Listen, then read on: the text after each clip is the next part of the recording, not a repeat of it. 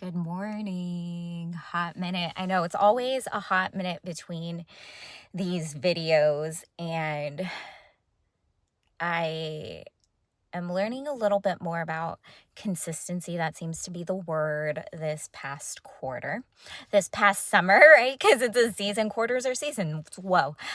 And if you look back at past videos, you'll know that more of these are for me to document my journey and my thoughts and to grow. And if this somehow finds someone and helps them, cool. And if it doesn't help you, well, then I hope you find something that does and hope you feel supported. I digress. So my son has started a YouTube channel, Spooky Avon. That's SP as in Papa, OO, K as in Kilo, Y as in Yankee, Avon, A as in Alpha, V as in Victor, E as in Echo, N as in November. Go follow him. His content is very different from mine. What has been really cool, though, is that this kid loves making YouTube videos. And I get such a kick just listening to him make them. Okay. It's Halloween content. It's his favorite holiday. He loves Halloween. And he posts just about every day now for, I don't know, almost a week. Talk about consistency, right? And he's getting some organic growth out there, and it's kind of cool to see him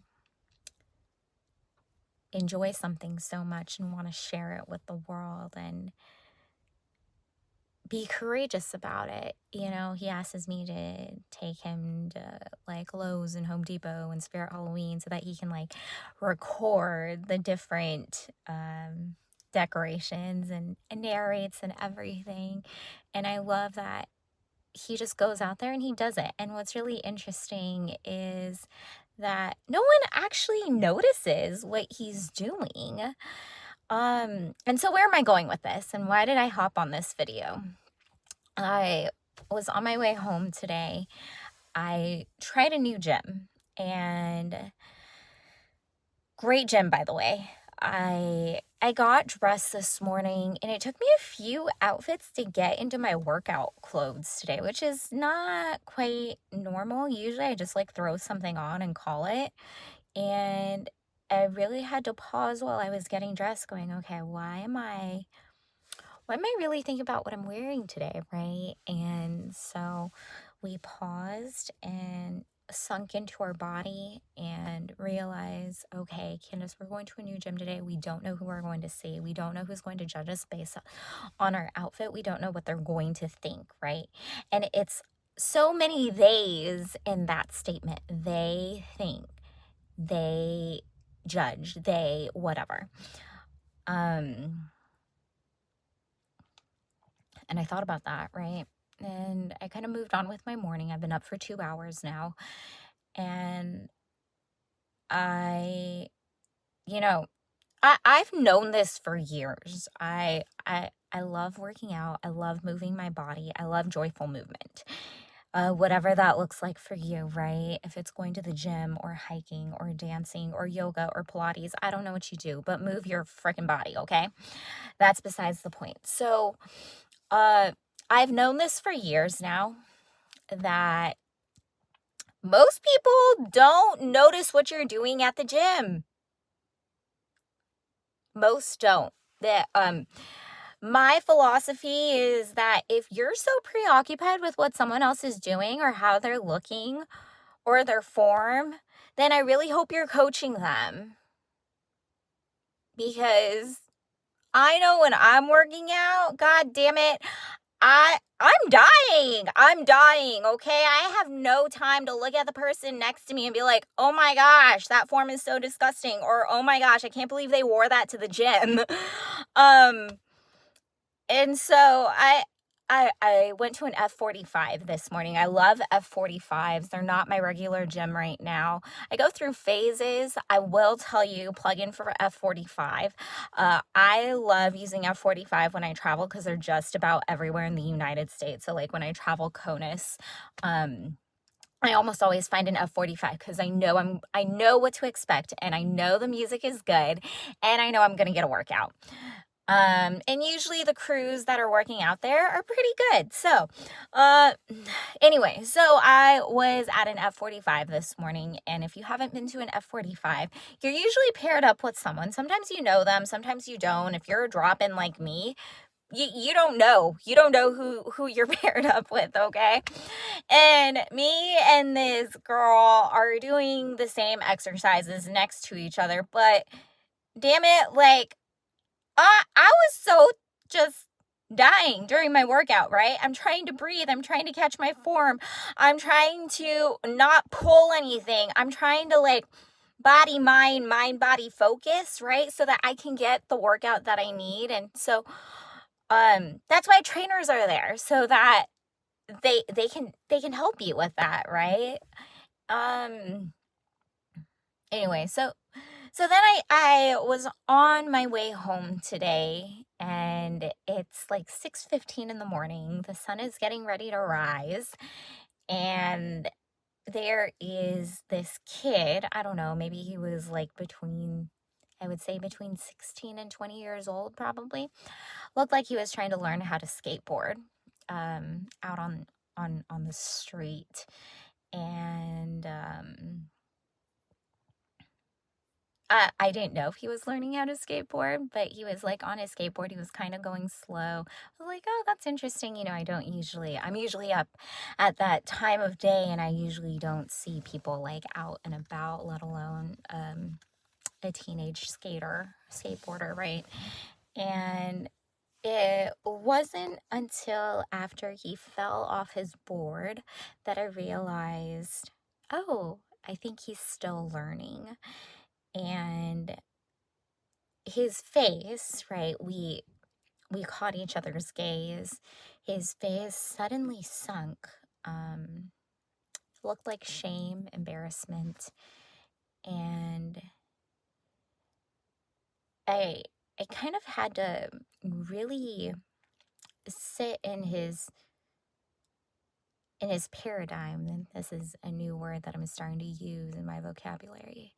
Sat in his paradigm of, oh, maybe that's why he was learning to skateboard at this hour, because there's no one out here, right? And there's no one to witness what is happening in case something embarrassing occurs, right? And here I am, this human, getting to witness this moment, and this boy, he falls over, not like completely eats it, right? I live in Southern California, very familiar with skate culture.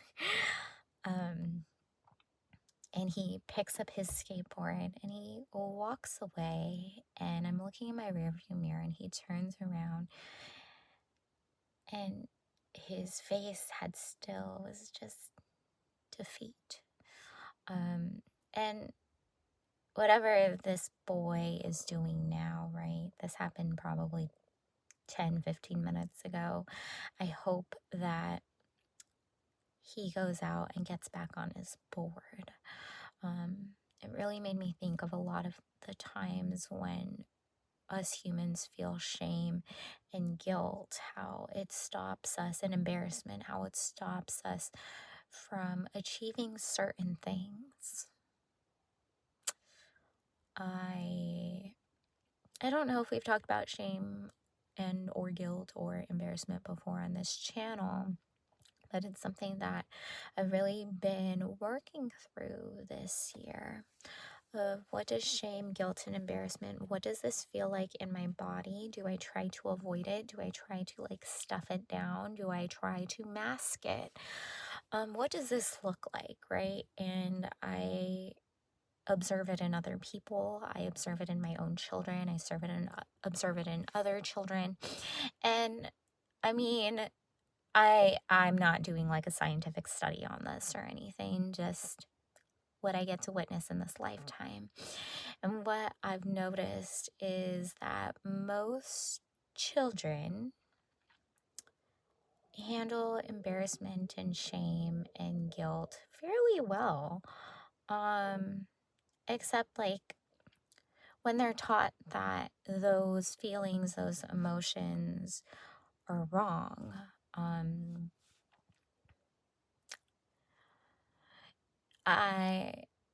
my children, um, they tell me when they feel embarrassed, and they kind of like giggle it off, and they laugh, whether it's like letting out a toot or my daughter on her phone and her just dropping it on her face. Y'all know what I'm talking about. Um, and it's interesting because when I witness these moments with my kids, they can laugh it off and they shake it off. They literally just shake it off. They're like, "Oh, okay, that just happened," right? And they even say it too. "Oh, that just happened."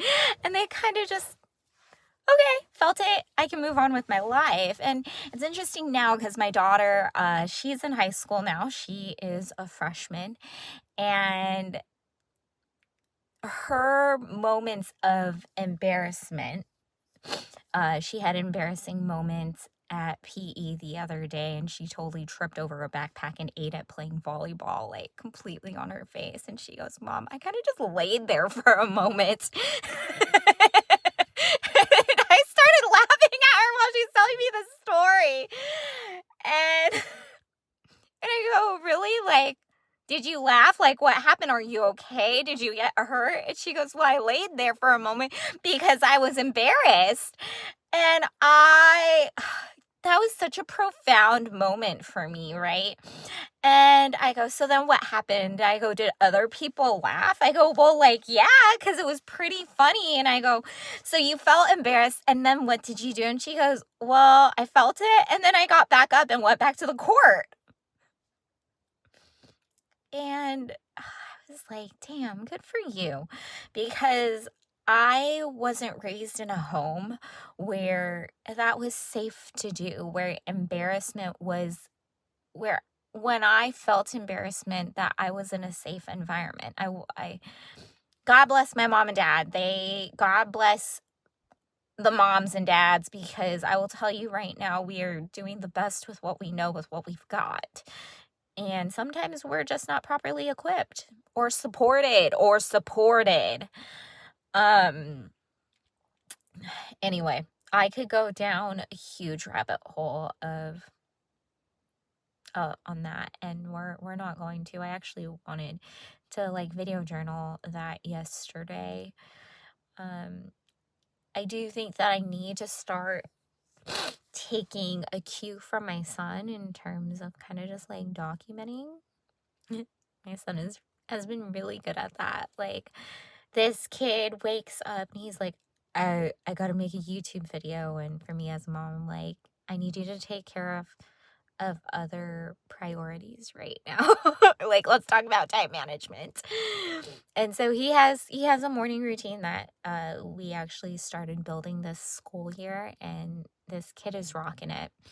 And he goes to school and he comes home and he comes through the door and he goes, "Hi, Mom, love you. I gotta go make a video."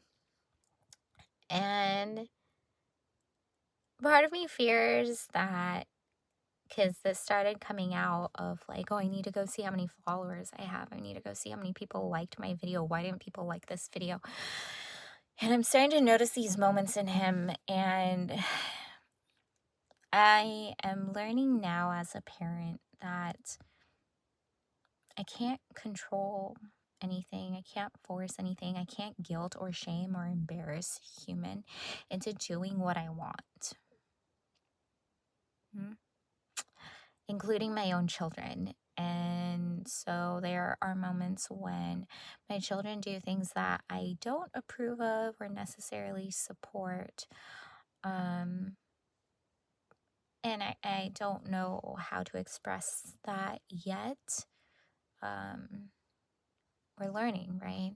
What I do know is that I don't want to embarrass, guilt, or shame them for choices and decisions that they choose to make. And I know some parents might disagree with me. That's totally fine. Um, Another rabbit hole, right, that we could go down. Other things that are on my mind. I haven't been journaling as much as I would like to lately. I actually haven't write journal, like handwriting journal, in probably months at this point. I've been mostly doing digital journals, whether it's video or like there's a journal app on iPhones if you don't know. And through AI. um I know many people have thoughts on that too, like, oh my gosh, why would you journal with AI? Because I have AI do data analysis on my journals. I know, weird, weird, weird, weird. Um, I could go on a rant about AI also, if you're wondering. Yes, I like AI. I do.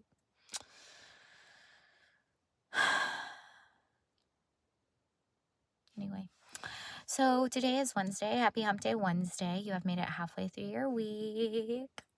I have made it halfway through this week, kind of, because it's still early morning.